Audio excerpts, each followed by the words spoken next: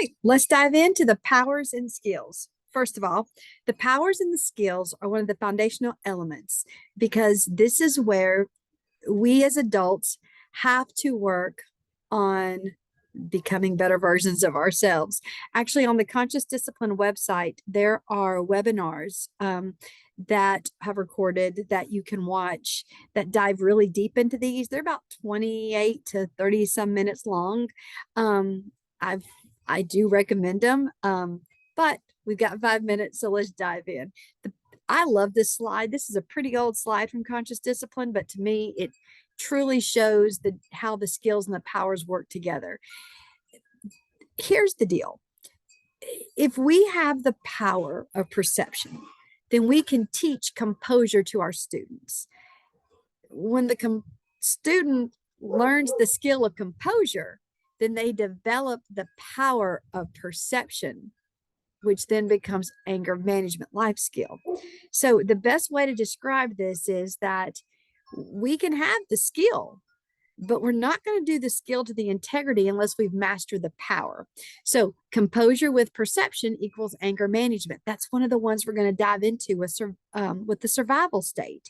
And then the other one, of course, is assertiveness and attention to build assertiveness, because we don't want to be aggressive and we don't want to be passive aggressive. What I love about the model that Conscious Discipline has designed is that the adult has to have the power to teach the skill. The student, the child, learns the skill and develops the power as they mature. Isn't that neat?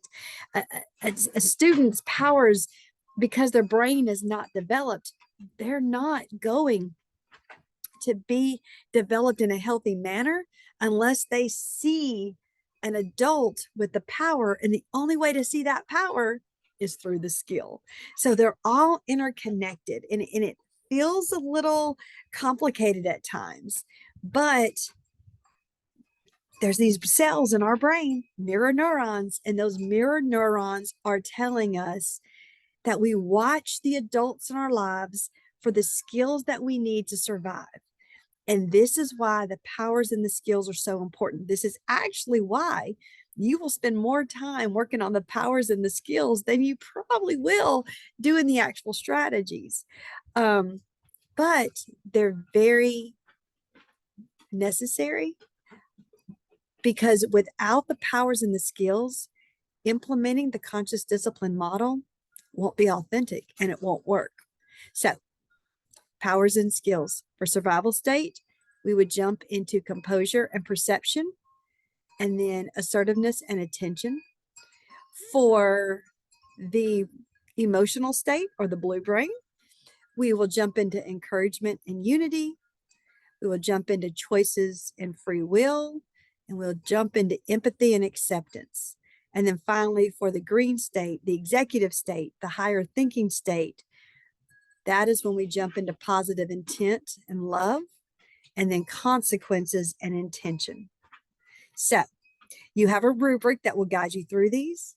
The Conscious Discipline website, on their free resource, does have the Becoming the Best You Could Be series, which dives into the powers.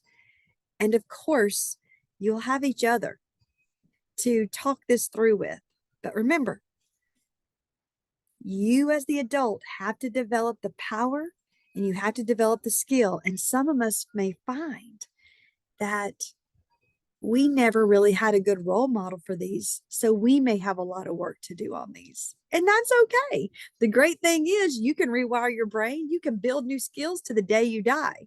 Remember, every day you grow 700 new brain cells. About every 3 to 4 days, they'll die. You got to use them or you'll lose them.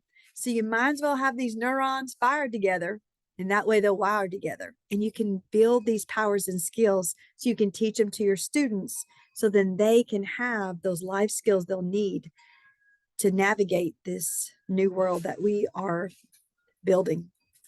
Talk to you soon.